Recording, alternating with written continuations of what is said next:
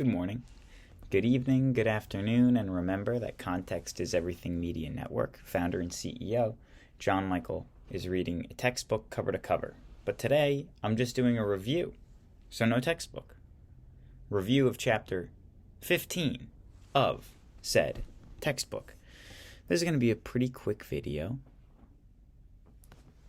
Big game today, so if you're watching this in the future, you can check the historical context of today, and hopefully it's the beginning of a great run. We'll see. But let's take a look at Chapter 15, Section 1, Europeans Explore the Seas. This is a quick review. I'm just reading notes from the chapter. That's it. Chapter 15, Section 1 through Section 4. Chapter 15, Section 1, Europeans Explore the Seas. Europeans had been trading with Asia for centuries before the Renaissance. The Crusades introduced them to luxury goods from Asia, and the Mongol Empire's expansion allowed Asian goods to flow to Europe via overland trade routes.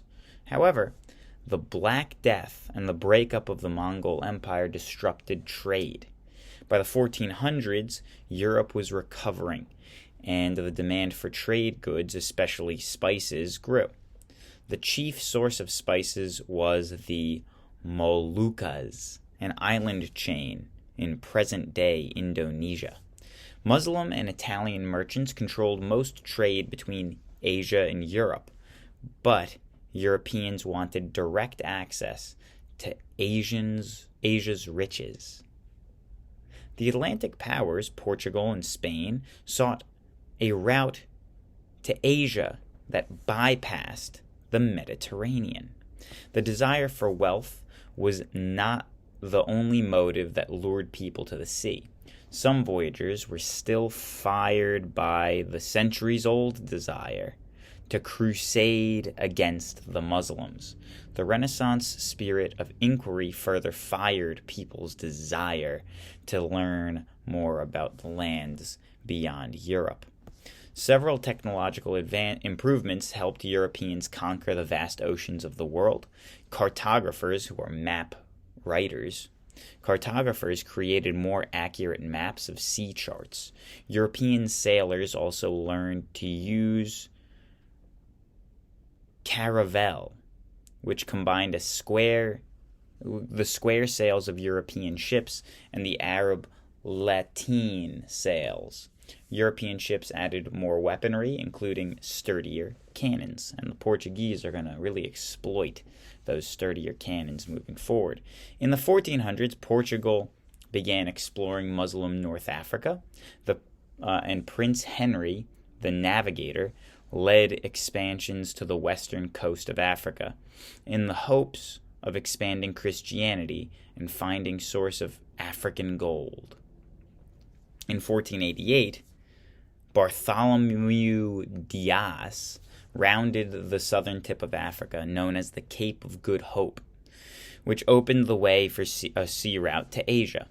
Vasco da Gama then led a successful expedition to the west coast of India in 1497, where he acquired spices and created a profitable trading empire. News of Portugal's success spurred Christopher Columbus to seek sea route to Asia by sailing west across the Atlantic, which led him to discover the Caribbean islands and call the region the Indies. Other European explorers continued to seek new routes around or through the Americas, and in 1513, Vasco Núñez de Balboa hacked a passage through the tropical forests of Panama and discovered the Pacific Ocean. In 1519, Ferdinand Magellan set out from Spain with 5 ships, a diverse crew, and became the first person to circumnavigate the globe, although he did not survive the journey. In the 1440s, Muslim and Italian merchants controlled most trade between Asia and Europe. Europeans, however, wanted to gain direct access to the riches of Asia, leading the Atlantic powers, first Portugal, then Spain, to seek a route to Asia that bypassed the Mediterranean. The desire for wealth was not the only motive that lured people to the sea. Some voyagers were still fired by the centuries-old desire to crusade against the Muslims, along with more reliable navigation tools. Europeans designed larger and better ships. Portugal, a small nation on the western edge of Spain, led the way in exploration. A double review there. A double review. That's 15, Section 1. 15, Section 2. Here. Exploring Southeast Asia. Southeast Asia was divided into two regions: mainland Southeast Asia and island Southeast Asia. The mainland is home to Myanmar, Thailand, Cambodia, Laos, Vietnam, and parts of Malaysia, while the island region includes Indonesia, Singapore, Brunei, and the Philippines. The region was shaped by mountains and high plateaus, and early civilizations arose in four main river valleys. The people of Southeast Asia developed their own cultures before Indian and Chinese influences shaped the region, and a diverse ethnic groups and matrilineal inheritance, where women had greater equality than elsewhere in Asia. They participated in trade and sometimes gaining wealth and influence. Women did. Not the best written. Okay, that's all right. The trade network in Indian Ocean brought prosperity to merchants who exchanged products such as cotton, jewels, and perfume for raw materials like timber, spices, and gold. As Indian belief and ideas spread, local families gained power, and Indian influence peaked between 500 and 1000 AD. Indians also brought Islam to Southeast Asia, and the prevalence of the religion in the region contributed to the growth of stable trade network. The Muslims highly valued the work of the merchant, as the Prophet Muhammad himself came from mercantile roots. The blend of Indian influences with local cultures produced a series of kingdoms and empires in Southeast Asia. Pagan, the kingdom that arose in present-day Myanmar, became a major Buddhist center. The Khmer Empire, which controlled much of present-day Cambodia, Thailand, and Malaysia, adapted Indian writing, mathematics, architecture, and art. The trading empire of Srivijaya,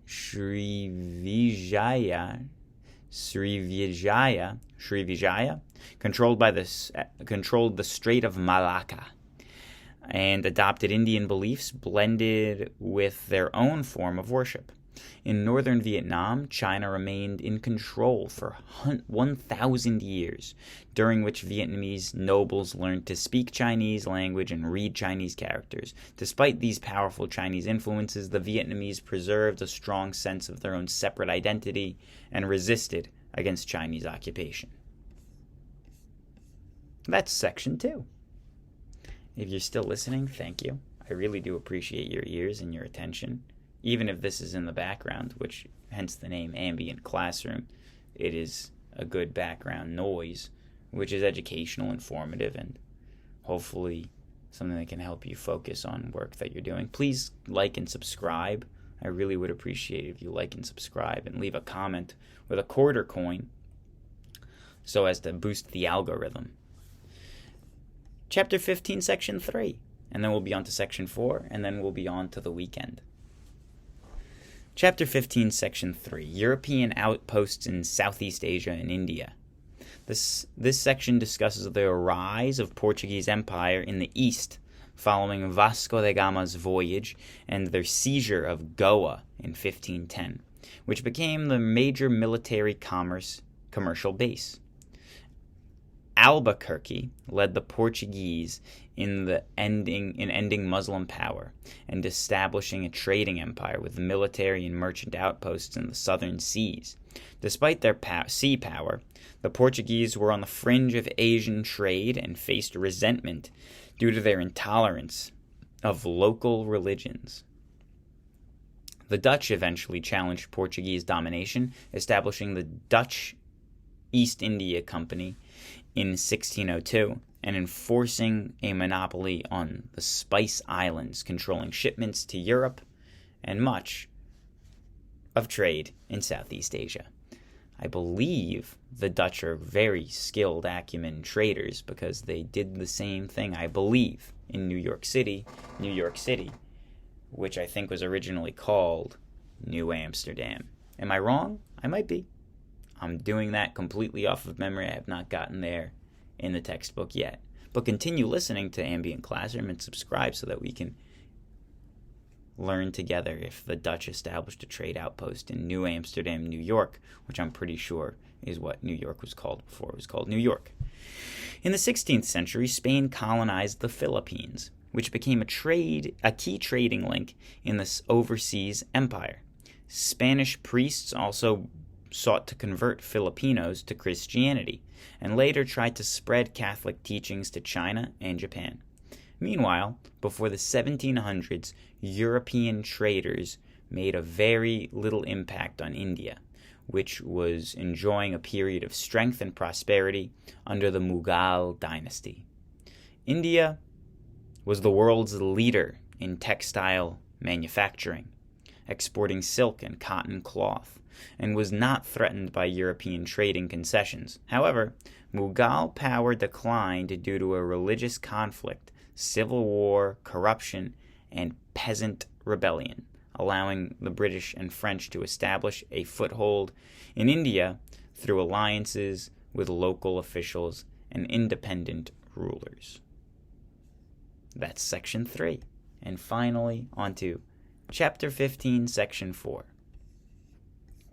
And thank you for listening again.